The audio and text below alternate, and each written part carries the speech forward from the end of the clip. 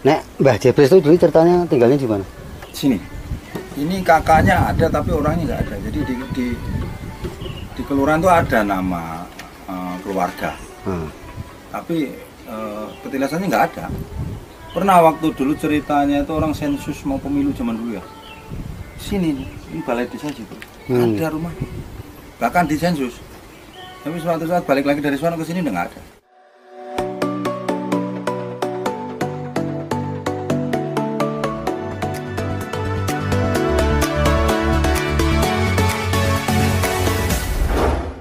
Ini teman-teman, saya masih berada di Desa Ngawu, Kelurahan Kecamatan Pelayan, Kabupaten Gunung Kidul.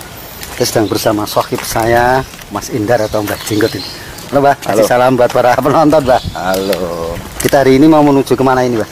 Ke namanya Sendang Jebres. Namanya Jebres. Kalau ada juga yang bilang Sendang Pelanangan. Kenapa kok tujuannya Sendang Pelanangan? Karena dulu katanya tuh memang itu buat mandinya tuh khusus laki-laki. Perempuan nggak boleh ada juga. Kalau yang perempuan yang sebelah sana tuh namanya pedona.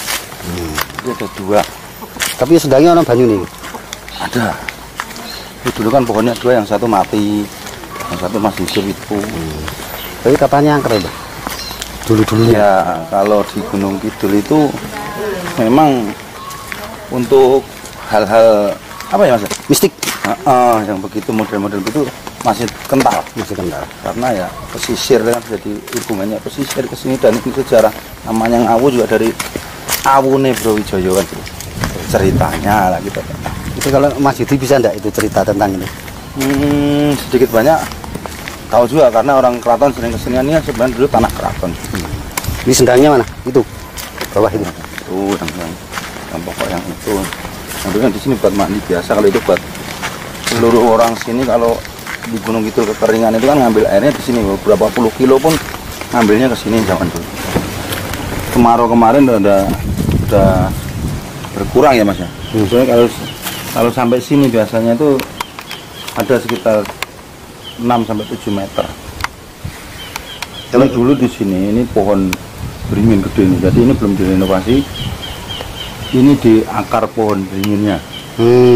Ini keluar airnya sih, ngalirnya di bawah.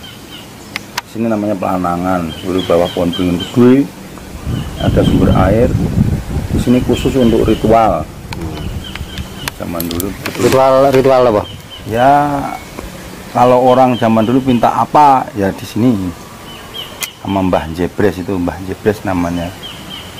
Kalau Mbah Jebres itu ceritanya siapa beliau? Nah ini saya banyak versi yang justru kita blank ya, belum dengan tahu, karena yang ketahui.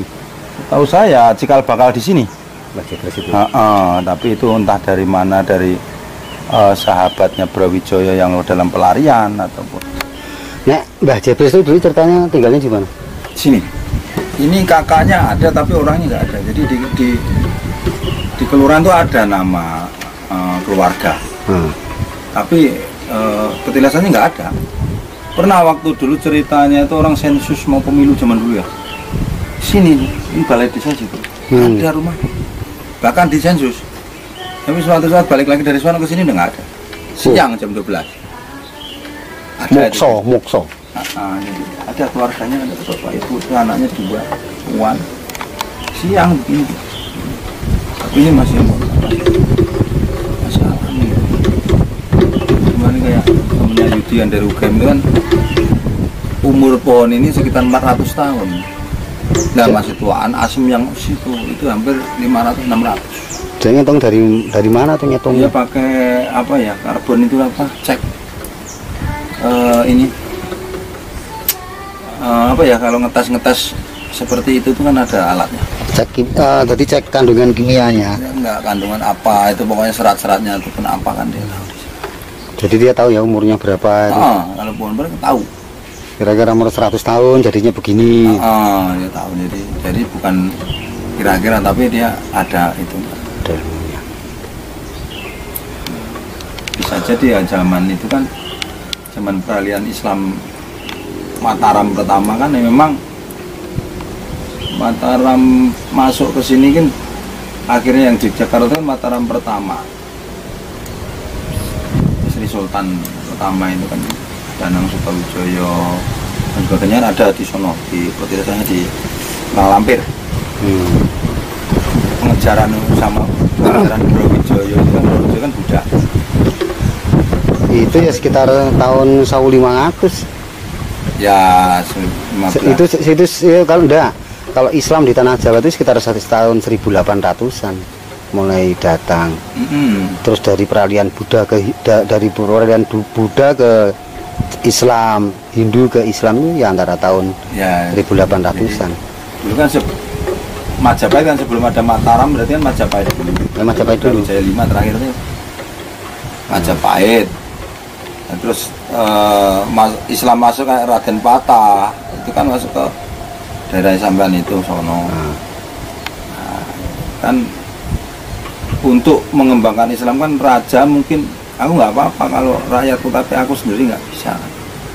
Nanti ada pelarian sampai ke gunung sono itu mokso, ada tempatnya juga petilasan moksonya Brawijaya ada. Nah, di sini ada juga yang bilang dibakar dan sebagainya kan abunya ke sini ataupun pelariannya, makanya namanya pelayan itu pelayon. Lari ke sono Palian, Panggang itu kan pinggir pantai, pantai zaman dulu panas, atau ke Panggang tuh. Lari ke sini Palian tuh pindah alih pengalian. Nah, larinya ke sini ke Pelayon Melayu. Terus diobong makbul dari awu loh ya. Mungkin nggak tahu dah. Tapi ke sono tuh apa ya hubungan. Tapi kalau yang sepuh-sepuh itu masih ada enggak yang bisa bercerita begitu tentang sejarah? Ada ya, dulu Mbak Ageng di sini kan yang dari kerabat keraton banyak tapi udah meninggal semua. Jadi saya sendiri mau buka ini nggak ada narasumbernya, udah nggak ada. Oh, nggak ada. Kalau pihak dari budaya keraton ada enggak ya catatannya? Catatannya masih di keraton itu ada, cuman mungkin ya ada. Karena kalau dengar dari Gusti Ayu itu tiap semua titik di Jogja itu semua nama itu ada sejarahnya. Ada. Semuanya. Dari kampung sampai Gunung Kidul, dari Bantul, dan kenapa dinamai Sewon? Iya. Kenapa dinamai Brojonalan? Nah, di sana kan kenapa dinamai Pawiatan? Kalau Bantul itu termasuk kotanya zaman Mataram. Iya. Mataram itu kotanya. Nggak bisa pecah menjadi Jogja sama Surakarta itu kan karena ya zaman Bantul.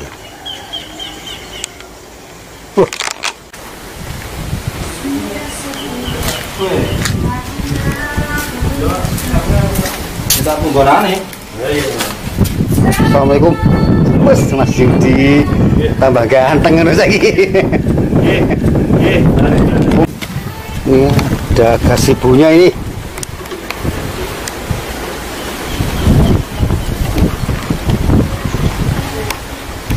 Sana itu ada rumah seperti kerajaan. Rumahnya sini nih Mbah. Pak Yudi. Pak Yudi itu siapa? Pak Yudi itu yang renovasi tempat ini.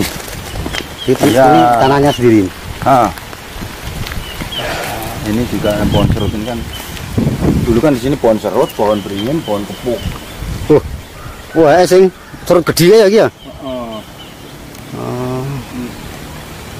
Makanya secara sih belum bisa digali, tapi ya versi dulu di sini buat reok kalau nggak ada hujan. Gue ngetusi reok. Kalau nggak ada hujan minta hujan di sini.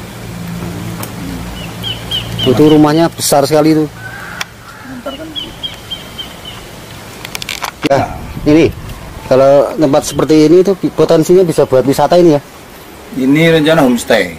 Homestay, ntar kolam pemancingan sebagian rumah di atas kolam. Terus nanti homestay saya mau pengen mangani tamu nih barang coba. Nah, kita ntar ada ya. Jadi memang ya semi kayak wisata akhirnya kan planningnya. Ya kayak punya adik saya di Sodongan itu. Di sana itu kan ada namanya Balkondes, Balai Ekonomi Desa. 20 desa dikelola menjadi homestay. Jadi kalau ada tamu datang itu nginep di situ, paket makan segala macam, wisata. Ini pribadi. Keliling Gunung Kidul. Ya banyak, memang punya pribadi banyak. Karena di sini memang Hmm. 2000 meter.